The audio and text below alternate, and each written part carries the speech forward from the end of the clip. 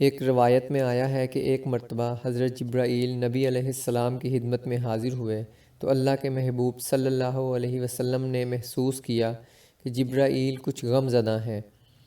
آپ صلی اللہ علیہ وسلم نے پوچھا کہ جبرائیل علیہ السلام کیا معاملہ ہے کہ میں آج آپ کو غم زدہ دیکھتا ہوں؟ جبرائیل نے عرض کیا کہ اے محبوب کل جہاں صلی اللہ علیہ وسلم، میں اللہ کے حکم سے آج جہنم کا نظارہ کر کے آیا ہوں۔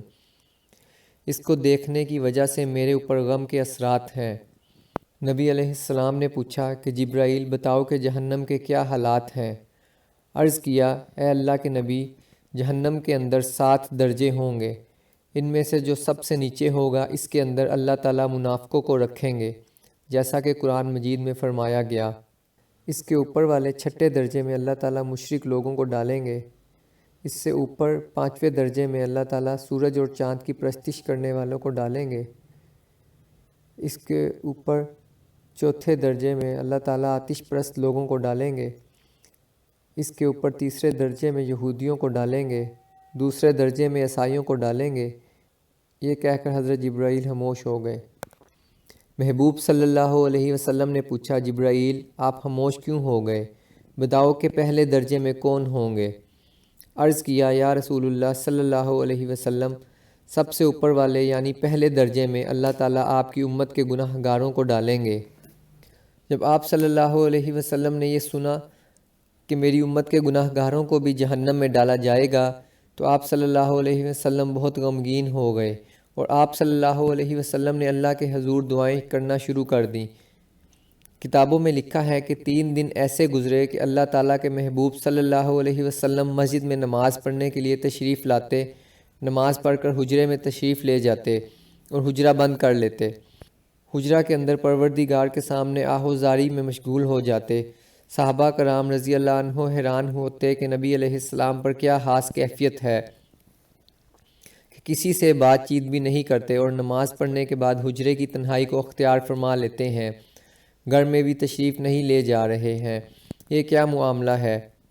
جب 3را دن ہوا تو سیدنا ابو بکر صدیق رضی اللہ عنہ سے برداشت نہ ہو سکا، وہ آپ صلی اللہ علیہ وسلم کے حجرہ مبارک کے دروازہ پر تشریف لائے اور دستک دی اور کہا السلام علیکم لبیک یا رسول اللہ، یعنی اللہ کے محبوب صلی اللہ علیہ وسلم میں حاضر ہوں، لیکن اندر سے کوئی جواب نہ ملا تو حضرت ابو بکر صدیق رضی اللہ عنہ واپس چلے گئے اور انہوں نے روتے ہوئے جا کر عمر بن خطاب رضی اللہ عنہ سے کہا عمر، نبی علیہ السلام نے اس وقت میرے سلام کا جواب عطا نہیں فرمایا، لہٰذا آپ جائیں، ممکن ہے کہ آپ کو سلام کا جواب مل جائے۔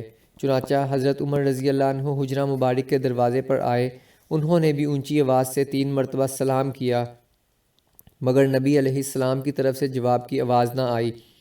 چنانچہ وہ بھی یہی سمجھے کہ ابھی دروازہ کھولنے کی اجازت نہیں ہے، لہٰذا وہ بھی واپس تشریف لے گئے۔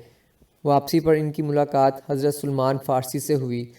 حضرت عمر ابن خطاب رضی اللہ عنہ نے ان سے کہا سلمان آپ کے بارے میں نبی علیہ السلام نے ارشاد فرمایا سلمان من اہل البیت، سلمان تو میرے اہل البیت میں ہے، اس لیے آپ جائیں، ہو سکتا ہے کہ آپ کی وجہ سے اللہ تعالیٰ دروازہ کھلنے کا سبب بنا دیں۔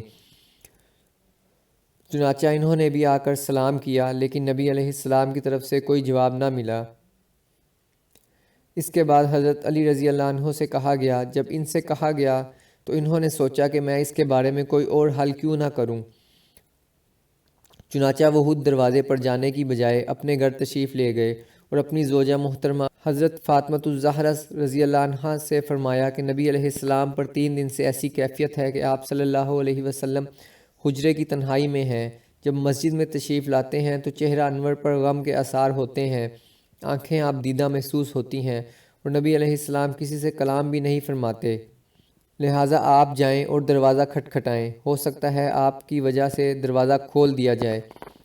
چنانچہ سید فاطمۃ الزہرا رضی اللہ عنہا تشریف لائیں اور انہوں نے بھی آ کر نبی علیہ السلام کو سلام کیا۔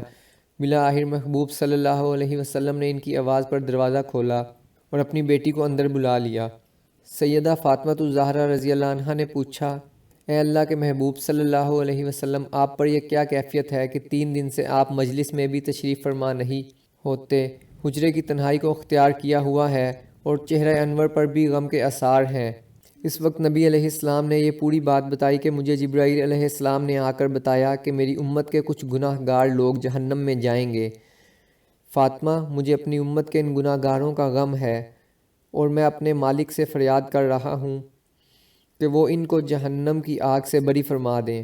یہ کہہ کر نبی علیہ السلام نے پھر لمبا سجدہ فرمایا، حتیٰ کہ اس سجدے کے اندر بھی روتے رہے۔ بالآخر اللہ تعالیٰ کی طرف سے وعدہ آ گیا کہ اے محبوب صلی اللہ علیہ وسلم کہ اللہ تعالیٰ آپ کو اتنا عطا کر دے گا کہ آپ راضی ہو جائیں گے۔ چنانچہ نبی علیہ السلام نے ارشاد فرمایا کہ اللہ تعالیٰ نے مجھ سے وعدہ کر لیا ہے، لہٰذا وہ قیامت کے دن مجھے راضی کرے گا، اور میں اس وقت تک راضی نہیں ہوں گا جب تک میرا آخری امتی بھی جنت میں نہیں چلا جائے گا۔ سبحان اللہ۔ اس کے بعد نبی علیہ السلام باہر تشریف لائے۔